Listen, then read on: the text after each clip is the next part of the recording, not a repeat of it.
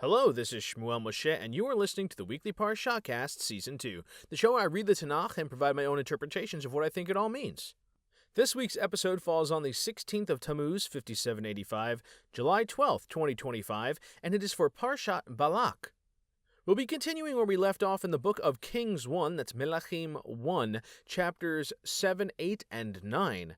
If you wish to follow along, my translation is on Chabad.org. Without further ado, let's go ahead and begin. One last reminder, I'm not a professional scholar, just somebody who wanted to study the scripture. Chapter 7, verse 1, Kings 1. And Solomon built his house 13 years, and he finished all his house. And he built the house of the forest of Lebanon. 100 cubits was its length, and 50 cubits its breadth, and 30 cubits its height, on 4 rows of cedar pillars, and cut beams of cedar upon the pillars. And it was covered with cedar above on the walls, which were on 45 pillars, 15 in each row. And there were windows in 3 rows, and each window was opposite the other window 3 times. And all the entrances and posts were square. Also the window, and each window was opposite the other window 3 times. And he made the porch of pillars, 50 cubits its length, and 30 cubits its breadth, and a porch before them, and pillars and thick beams before them. And he made a porch for the throne where he might judge, the porch of judgment, and it was covered with cedar from one side of the floor to the other. And his house he might dwell was in the other court, within the porch was of the like work, and the house which he would make for Pharaoh's daughter, whom Solomon had taken as a wife, was like this porch. All these were of precious stones according to the measures of hewn stones, sawed with saws within and without, and from the foundation up the coping, and from the outside until the great court. And the foundation was of precious stones, great stones, stones of 10 cubits, and stones of 8 cubits. And above were precious stones, according to the measures of hewn stones and cedars. And the great court round about was of 3 rows of hewn stones, and a row of cut beams of cedar, and for the inner court of the house of the Lord, and for the porch of the house. And King Solomon sent and fetched Hiram out of Tyre. He was a widow's son of the tribe of Naphtali, and his father was a man of Tyre, a coppersmith, and he was filled with the wisdom and understanding and skill to work all works in copper. And he came to King Solomon and wrought all his work. And he cast the 2 pillars of copper, 18 cubits was the height of each pillar, and a line of 12 cubits did encompass it about, and so the other pillar. And he made 2 chapters to set upon the tops of the pillars of molten copper. 5 cubits was the height of the one chapiter, and 5 cubits was the height of the other chapiter. Nets of checker work, wreaths of chain work for the chapiters which were upon the top of the pillars, 7 for the one chapiter, and 7 for the other chapiter. And he made the pillars and 2 rows round about upon the one network to cover the chapiters that were upon the top, with pomegranates, and so he did for the other chapiter. And the chapiters that were upon the top of the pillars were of lily work in the porch, 4 cubits. And there were chapiters also above, upon the 2 pillars, over against the belly which was by the network, and the pomegranates were 200 in rows round about upon each chapiter. And he set up the pillars in the porch of the temple, and he set up the right pillar, and he called the name thereof Yachin, and he set up the left pillar, and called the name thereof Boaz. And upon the top of the pillars was lily work, so was the work of the pillars finished. And he made the molten sea 10 cubits from brim to brim. It was round all about, and the height thereof was 5 cubits, and a line of 30 cubits did compass it round about. And under the brim there were knops compassing it round about, for 10 cubits, compassing the sea round about. The knops were cast in 2 rows when it was cast.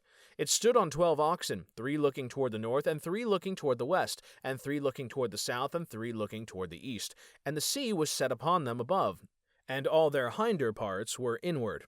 And it was a handbreadth thick, and the brim thereof was wrought like the brim of a cup with flowers of lilies. It contained 2,000 measures. And he made the 10 bases of copper. 4 cubits was the length of one base, and 4 cubits its breadth, and 3 cubits its height. And the work of the bases was in this manner. They had borders, and the borders were between the ledges.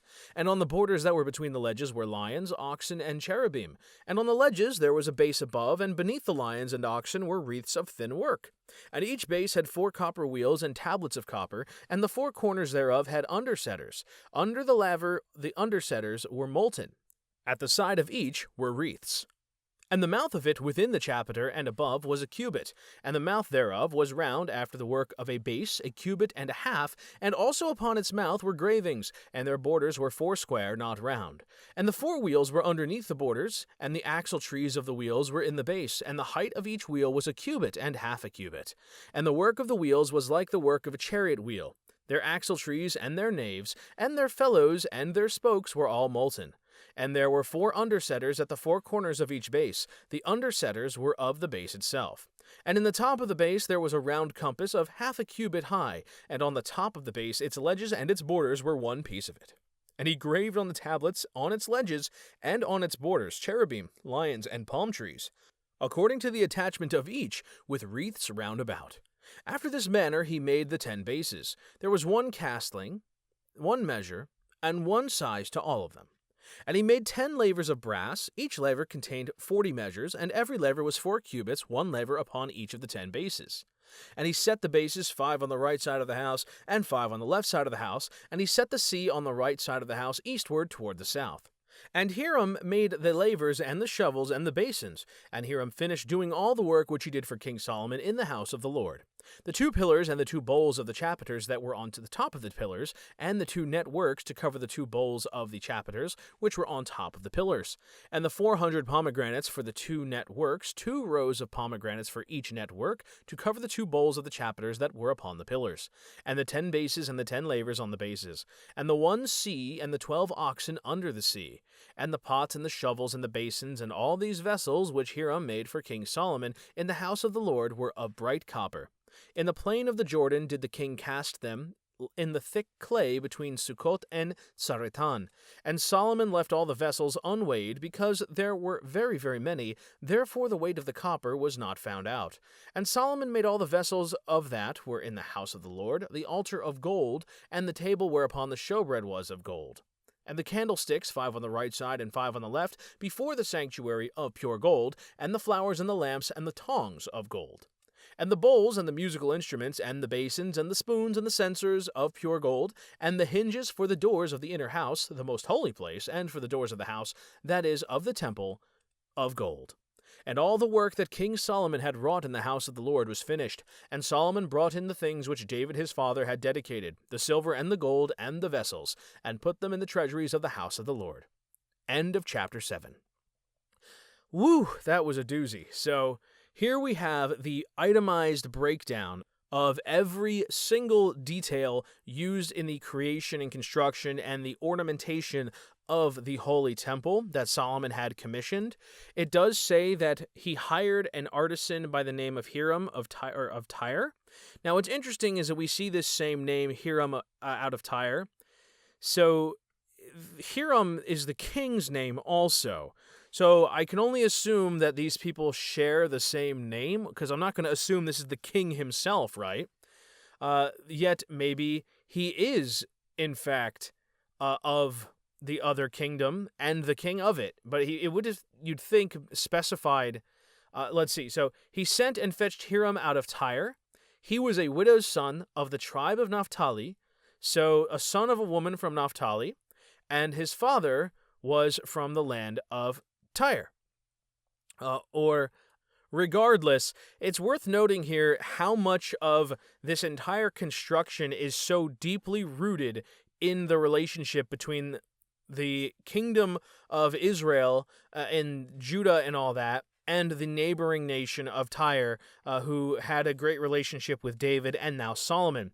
The cedars of Lebanon are often written about, as well as now this craftsman who is the artisan behind the entire thing. So it's very interesting that Solomon is the one who commissions the work, but the artisans come from somewhere else. I suppose if you wanted like a historical comparison, it was very typical for the Romans to conscript Greek artisans to do the great works in Rome, because they respected the Greek artisan and craft work. Now, when the Israelites were marching through the desert, it specifies that the ones who had the knowledge and the know-how were of 2 specific people of the tribes of Israel. Here we have somebody who is half from the Israelites, from the tribe of Naphtali, half from Tyre. So This person represents, in many ways, the union of these two nations. And we also see just the significance of all this. I mean, this individual of Naphtali / Tyre, of his birthright, the two places, this is who is the one to do the work. And it is worth noting to me, this is of interest to me, but who is this man? He's of the tribe of Naphtali, but his father is a man of Tyre. So is he a convert's son? Is the father just a foreigner? We don't have the particulars here, but it is interesting to me that this is an intermarried situation, or at least a mixed couple's child in terms of two different nations. And also worth noting that regarding the rules of intermarriage, it was particular in regards to the people of the Canaanites most of all. Well, I don't think the kingdom of Tyre counts as Canaanite, though I could be mistaken. I'm pretty sure they're not. So interesting. Also worth noting here, Solomon married a woman of Egypt, right? She's also not of the Canaanites. She's of the Egyptians. So it seems that the Egyptians are also fair game for all this. And it seems that these people of Tyre have a very special relationship with the Israelites of this era, and so much so that they are directly involved in the creation of this sacred place where God will dwell on earth. In doing so, I almost feel as though this is a great blessing for the people of Tyre, but nevertheless, I'm not going to go into the finer details of all of the individual elements of this temple, but it is extremely intricate and very well detailed, insofar as I believe a person could take this information and, following the blueprint as it's described here, could make their own recreation of the sacred temple exactly as it once stood.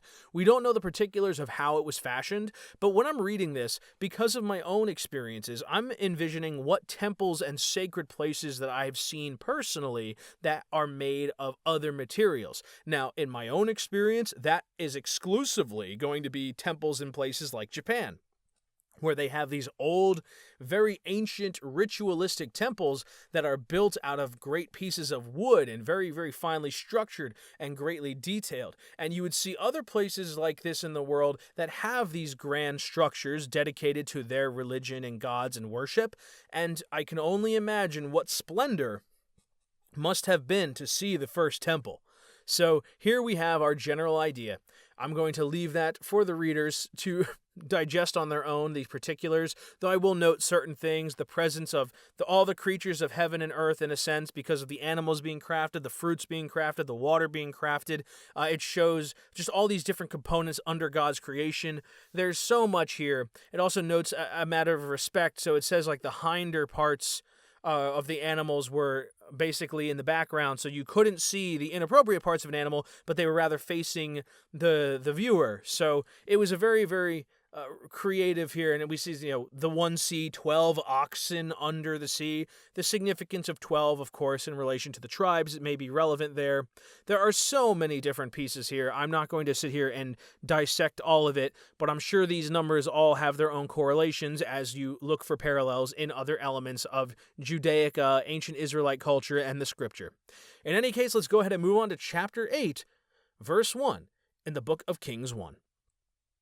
Then Solomon assembled the elders of Israel, and all the heads of the tribes, the princes of the fathers' houses of the children of Israel, unto King Solomon in Jerusalem, to bring up the ark of the covenant of the Lord out of the city of David, which is Zion.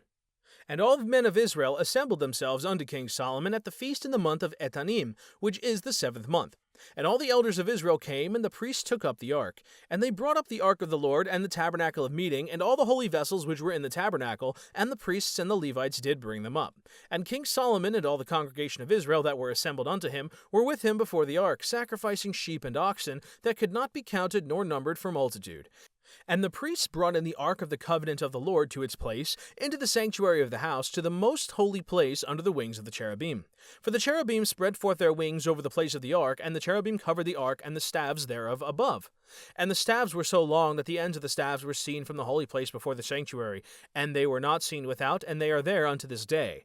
There was nothing in the ark save the 2 tablets of stone which Moses put there at Horeb, when the Lord made a covenant with the children of Israel, when they came out of the land of Egypt. And it came to pass, when the priests came out of the holy place, and the cloud filled the house of the Lord, and the priests could not stand to minister because of the cloud, for the glory of the Lord filled the house of the Lord. Then Solomon said, The Lord said he would dwell in the thick darkness. I have surely built you a house to dwell in. a settled place for you to dwell in forever." And the king turned his face about and blessed all the congregation of Israel, and all the congregation of Israel stood. And he said, "Blessed be the Lord, the God of Israel, who spoke with his mouth unto David my father, and has fulfilled it with his hand, saying, Since the day that I brought forth my people Israel out of Egypt, I chose no city out of all the tribes of Israel to build a house, that my name might be therein. But I chose David to be over my people Israel. And it was in the heart of David my father to build a house for the name of the Lord, the God of Israel. And the Lord said to David my father, Since it was in your heart to build a house unto my name, you did well that it was in your heart. Nevertheless, you shall not build the house, but your son that shall come forth out of your loins, he shall build the house for my name. And the Lord has established his word that he spoke, and I have risen up in the place of David my father, and I sit on the throne of Israel, as the Lord spoke, and have built a house for the name of the Lord, the God of Israel. And I have set there a place for the ark, wherein is the covenant of the Lord, which he made with our fathers, when he brought them out of the land of Egypt. And Solomon stood before the altar of the Lord in the presence of all the congregation of Israel, and spread forth his hands toward heaven. And he said, Lord God of Israel, there is no God like you, in heaven above or on earth beneath, who keeps covenant and mercy with your servants that walk before you with all their heart, who has kept with your servant David my father that which you spoke to him, and you spoke with your mouth, and fulfilled it with your hand, as it is this day. And now, Lord the God of Israel, keep with your servant David my father that which you spoke to him, saying, There shall not fail you a man before me to sit on the throne of Israel, if only your children take heed to their way, to walk before me as you have walked before me. And now, God of Israel, please let your word come true, which you spoke to your servant David my father. But will God indeed dwell on the earth? Behold, the heaven and the heavens of heaven cannot contain you, much less this temple that I have erected. And you shall turn toward your servant's prayer and to his supplication, O Lord my God, to hearken to the song and to the prayer that your servant is praying before you today, that your eyes may be open toward this house night and day, toward the place which you said, My name will be there, to listen to the prayer that your servant will pray toward this place. And you shall listen to the supplication of your servant and of your people Israel, that they will pray toward this place. And you shall hear in heaven your abode, and you shall hear and forgive. If a man sins against his neighbor, and an oath be exacted of him to cause him to swear, and he come and swear before your altar in this house, and you shall hear in heaven and do and judge your servants, condemning the wicked to bring his way upon his head, and justifying the righteous to give him according to his righteousness. When your people Israel are struck down before the enemy, because they sin against you, and shall turn again to you, and praise your name, and pray and make supplication to you in this house, and you shall hear in heaven and forgive the sin of your people Israel, and bring them back to the land which you gave to their fathers. When heaven is shut up and there is no rain because they have sinned against you, and they shall pray toward this place and praise your name and repent of their sins so that you may answer them, and you shall hear in heaven and forgive the sin of your servants and of your people Israel, when you teach them the good way wherein they should walk, and give rain upon your land which you have given to your people for an inheritance. If there be famine in the land, if there be pestilence, blasting, yellowing, locust, or if there be destroying locusts, if their enemy besiege them in the land of their cities, whatsoever plague, whatsoever sickness there be, any prayer, any supplication which will be made by any man or by all your people Israel, who shall know every man the plague of his own heart, and spread forth his hands toward this house, and you shall hear in heaven your dwelling place, and forgive, and do, and give to every man according to his ways, whose heart you know, for you alone know the hearts of all the children of men, that they may fear you all the days that they live in the land which you gave to our fathers, and also to the stranger, who is not of your people Israel, but will come from a far country for the sake of your name. For they shall hear of your great name, and of your mighty hand, and of your outstretched arm, and he will come and pray toward this house. You shall hear in heaven your dwelling place, and do according to all that the stranger calls you for, that all the peoples of the earth may know your name, to fear you, as do your people Israel, and that they may know your name is called upon this house that I have built. If your people go out to battle against their enemy, by what way you send them, and pray to the Lord toward the city that you have chosen, and toward the house that I have built for your name. And you shall hear in heaven their prayer and supplication, and maintain their cause. If they sin against you, for there is no man who does not sin, and you will be angry with them, and deliver them to the enemy, and their captors will carry them away captive to the land of the enemy, far or near, And they shall bethink themselves in the land where they were carried captive, and repent, and make supplication to you in the land of their captors, saying, We have sinned and have done perversely, we have committed wickedness. And they shall return to you with all their heart, and with all their soul in the land of their enemies, who led them away captive, and pray to you toward their land which you gave to their fathers, the city you have chosen, and the house which I have built for your name. And you shall hear their prayer and their supplication in heaven, your dwelling place, and maintain their cause. And forgive your people what they have sinned against you, and all their transgressions that they have transgressed against you. And give mercy before their captors, that they may have mercy on them. For they are your people, and your inheritance, whom you have taken out of Egypt, from within the smelting furnace of iron, that your eyes may be open to the supplication of your servant, and to the supplication of your people Israel, to hearken to them whenever they call to you. For you set them apart from among all the peoples of the earth, your inheritance, as you spoke through Moses your servant, when you brought our fathers out of Egypt, O Lord God. And it was, as Solomon finished praying all this prayer and supplication to the Lord, that he arose from before the altar of the Lord, from kneeling on his knees with his hands spread out toward heaven, and he stood and blessed the entire congregation of Israel with a loud voice, saying, Blessed be the Lord, who has given rest to his people Israel, according to all that he spoke. There has not failed one word of all his good word that he spoke through Moses his servant. May the Lord our God be with us, as he was with our forefathers. Let him not leave us nor forsake us, that he may incline our hearts to him, to go in all his ways and to keep his commandments, and his statutes, and his judgments, which he commanded our forefathers. And may these words of mine, with which I have made supplication before the Lord, be close to the Lord our God day and night, that he sustain the cause of his servant and the cause of his people Israel, each day's need granted on its day, so that all the peoples of the earth may know that the Lord is God, there is none else. Let your heart therefore be whole with the Lord our God, to follow his statutes and to keep his precepts as of this day. And the king and all Israel with him slaughtered sacrifices before the Lord. And Solomon slaughtered the peace offerings that he slaughtered to the Lord, 22,000 oxen and 120,000 sheep. With this the king and all the children of Israel inaugurated the temple of the Lord. On that day, the king consecrated the middle of the court that was before the temple of the Lord, for there he offered the burnt offerings, and the meal offerings, and the fat of the peace offerings, for the copper altar that was before the Lord was too small to contain the burnt offerings, and the meal offerings, and the fat of the peace offerings. Now Solomon observed the feast at that time, and all Israel with him, a great assemblage from the entrance of Hamath to the brook of Egypt, before the Lord our God 7 days and 7 days, totaling 14 days. On the 8th day he dismissed the people, and they blessed the king, and went to their homes, rejoicing and delighted of heart for all the goodness that the Lord had wrought for David his servant, and for Israel his people. End of chapter 8. Another very long chapter. So this is the perfect follow-up. The previous chapter was about the construction and make of the temple. Now this is about the blessings upon the temple. Solomon gathers all the people of Israel, all the princes of the different tribes, the heads, the princes of the fathers' houses, and he calls everybody upon him, and he says, bring the Ark of the Covenant out of the city of David. We're moving it into this sacred temple.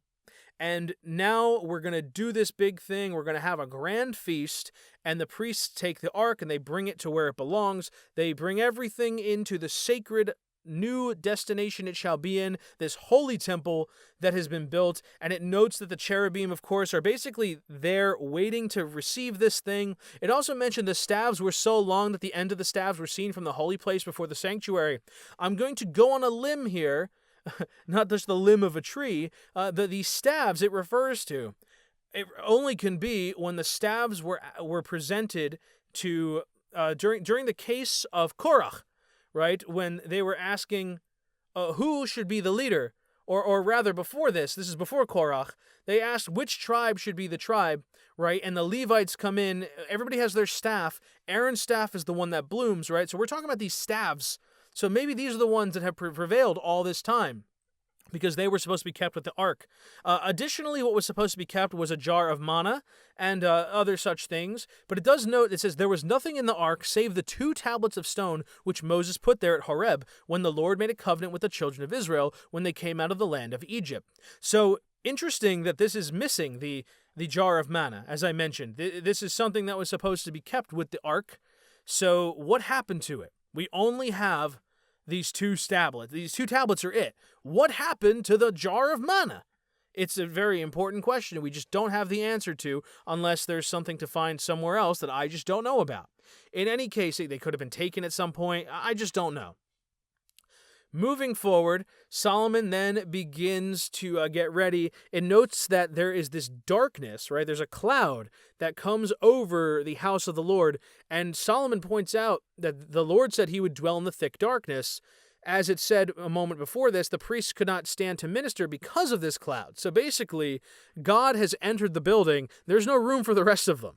Now, at this point, Solomon gives a very, very, very long commencement speech and a blessing. And in this blessing, he both acknowledges the very great covenants and promises that were made between David and God regarding the construction of the temple and how Solomon would follow up and do what David had wanted to do, which is build the temple. He also acknowledges the covenants made with Moses, and detail by detail, he talks about how when the people are honest and fall forward straight toward you, God, your path, you will bless them. And when we go away from your path, the people of Israel, you will send us away, and the Israelites will be taken.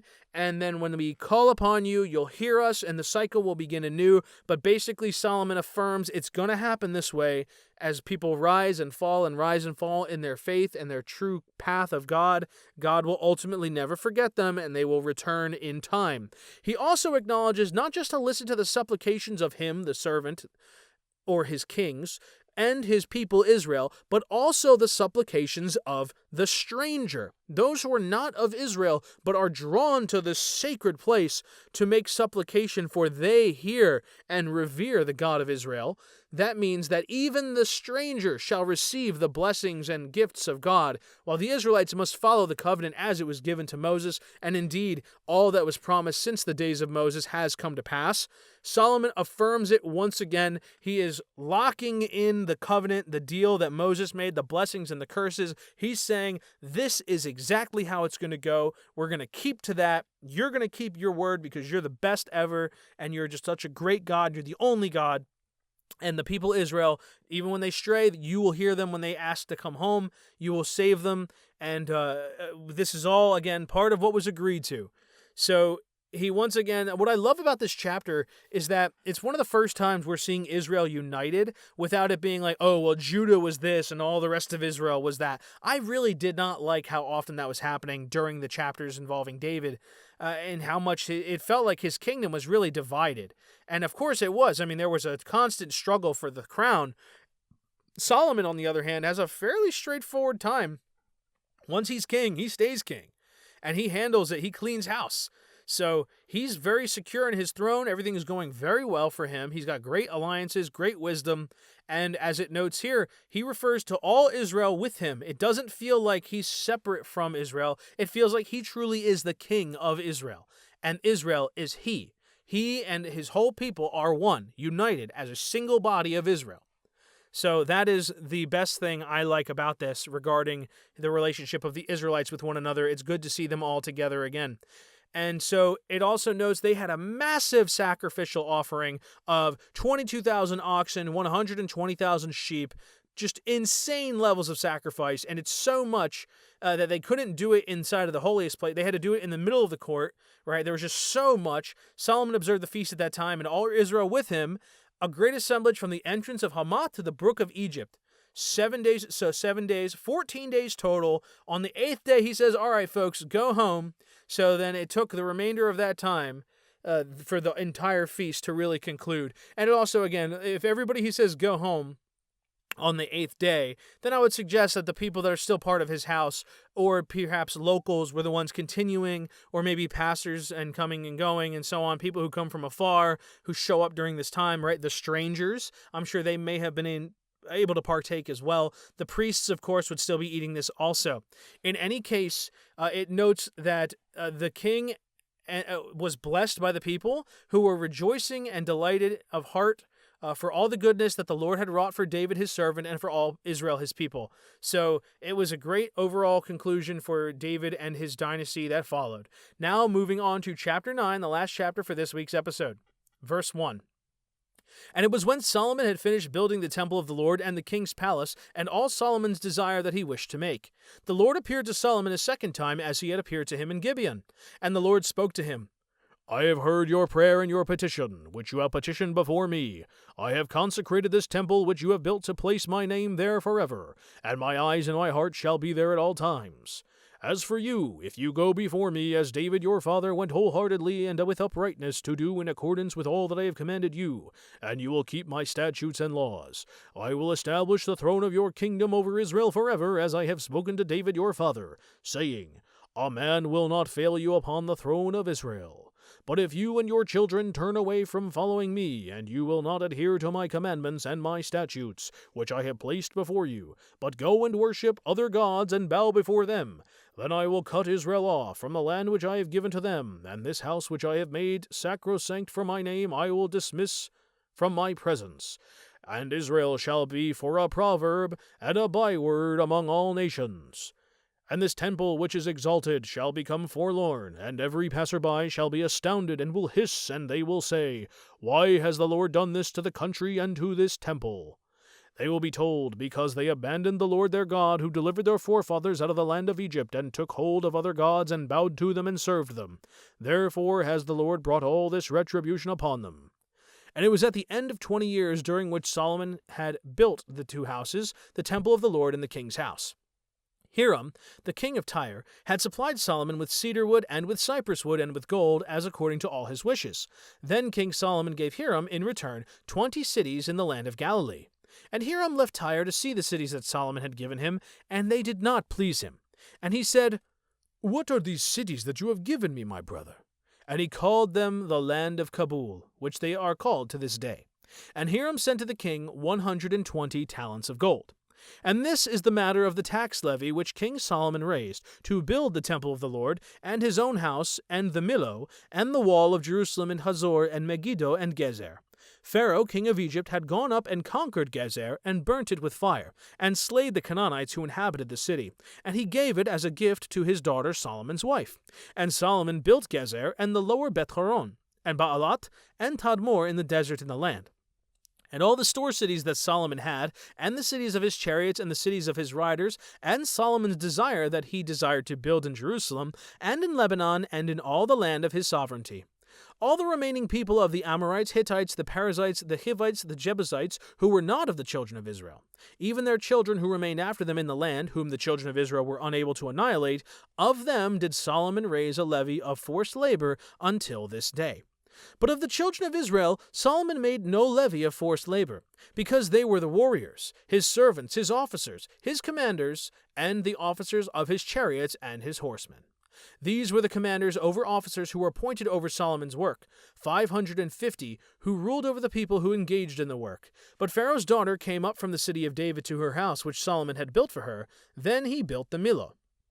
And 3 times in a year did Solomon offer up burnt offerings and peace offerings upon the altar he had built to the Lord, burning upon it incense upon the altar that was before the Lord. So he completed the service of the temple. King Solomon made a ship in Etzion-Geber, which is beside Elot on the shore of the Red Sea, in the land of Edom. And Hiram sent in ships his servants, seafarers, those navigators of the sea, with Solomon's servants. And they came to Ophir, and obtained from there gold, 420 talents, and delivered it to King Solomon. End of chapter 9. Woo! All right, so let's go ahead and wrap up this explanation and then close out this week's episode with chapter 9. So first and foremost, it says Solomon's finished erecting the temple. It's all been dedicated and great. And suddenly, just as God had appeared to Solomon when he was in Gibeon, God returns to him and tells him, he says, Solomon, I hear you. I hear your petition. And just for you, as you say, if you go before me as your father went wholeheartedly, with uprightness and to do in accordance with all I've commanded you, I will establish the throne of your kingdom over Israel forever, as I spoke to your father, right? So I'm going to keep this all intact so long as you follow my ways. But if you and your children turn away from following me, this is the dramatic part, I will cut Israel off from the land which I've given to them, and the house which I have made sacrosanct will be dismissed from my presence, and Israel shall be for a proverb and byword among all nations. This is such a scary sentence. To call that Israel shall be for a proverb and a byword means it will be a thing that is referred to proverbially as in it no longer exists. This is a very serious proclamation. Israel shall be for a proverb and a byword among all nations. In other words, I'm going to make an example of Israel, and everybody's going to know about it. And they're going to refer to that in other nations based on what happens to Israel. This temple, it will no longer be exalted. And when people see it, they're going to go, why did this happen? Why did God do this to this country and the temple? And they're going to be told, because they abandoned me, because they turned away from me who delivered them. Therefore, I paid them back what they deserve. So this is such a seriously scary thing. God basically said, Solomon, I heard you loud and clear, but let me make something abundantly clear to you.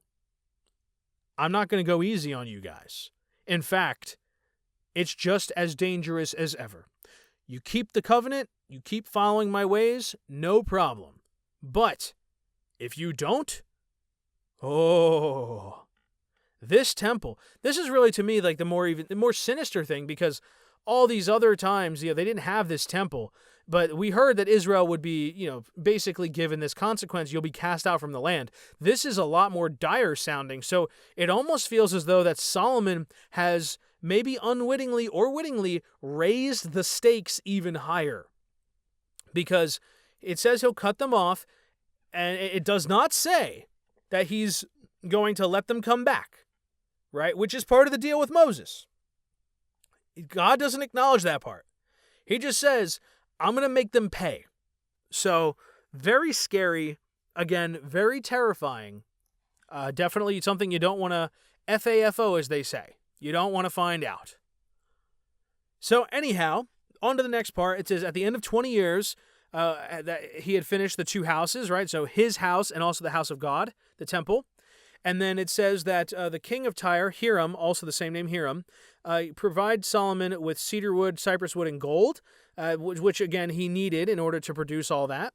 And so King Solomon gave him in return 20 cities in the land of Galilee. So he goes to inspect the cities that he's received, and it says they did not please him. So he says to Solomon, what are these cities that you have given me, my brother? And he called them the land of Kabul, which they are called to this day. Now, I don't know what the word Kabul means, so I can't really provide an interpretation of that. Let's go ahead and take a quick look at the translation of the word Kabul. So according to my quick research on the word Kabul, Kabul translates to worthless or good for nothing or as good as nothing. So in other words, he's very dissatisfied with what he has received from Solomon. Now, the good news is, despite this, it does not seem that there's any hostility. He just basically says, dude, what is this? This is worthless. Why did you, what is this that you've just given me? You gave me garbage. Anyway, it says that he sent the king 120 talents of gold, so he still throws gold Solomon's way. I think ultimately he's maintaining the good relationship, but he's very unhappy with what he has gotten out of this whole thing. Now, beyond this, there is a tax, right, that was raised to build his house and so on, and the wall of Jerusalem and all these things, and also the house of the Lord. So this is the matter of the tax. So we're going to get into this. Pharaoh defeats or conquers Gezer and burns it down and slays the Canaanites who live there, and then he gives it to his daughter, who is Solomon's wife. So he builds up the city. Solomon builds up Gezer and the lower Beth Horon, and Baalat and Tadmor in the desert in the land. So he builds up this area. Now it says all the store cities that Solomon had, and the cities of his chariots and the cities of his riders, and so on, right? He builds all these things. So all the remaining people, so the Amorites, Hittites, Perizzites, Hivites, the Jebusites, right, who are not of Israel, even their descendants, whom they were not able to be wiped out. Remember, they were supposed to be wiped out when they came into the land, but they failed. So it says, of them did Solomon raise a levy of forced labor unto this day. So in other words, these people were made slaves forever, forced labor. But the Israelites did not have forced labor. So we can assume that all the places that Solomon has talked about building, that is who built it. So yes, very ironic Egypt-adjacent experience, isn't it? Nevertheless, we hear about this. Of the children of Israel, there's no levy of forced labor, so there's none of that. These are his warriors, his servants, his officers, commanders, and the officers of his chariots and horsemen. This sounds a lot like Sparta in Greece, the Lacedaemon. The Spartans had a culture like this too, where you've got your Spartans, who are all warriors and whatever, and then they have a whole population of another people that are just their slave labor people. So this is very similar to that too at a glance. Just interesting to see these sorts of governance emerging all throughout the historical world. Now it says here, Pharaoh's daughter came up from the city of David to her house, which Solomon had built for her. Then he built the Millo. So, interestingly, that's all the details there. So, whatever was built up here, she goes up to her house anyway. And so then he builds the Millo. Now it says 3 times a year does Solomon offer up burnt offerings. Keep in mind, according to Moses' commandments that he received, 3 times a year, right, must the Israelites appear in the Holy Temple, right? We've got your Shavuot, you got your Yom Kippur, etc. So there you go. This is a good example. This seems to be what Solomon is doing in keeping the official covenants that he must adhere to. Now, beyond this, we now learn about... Oh, and it says...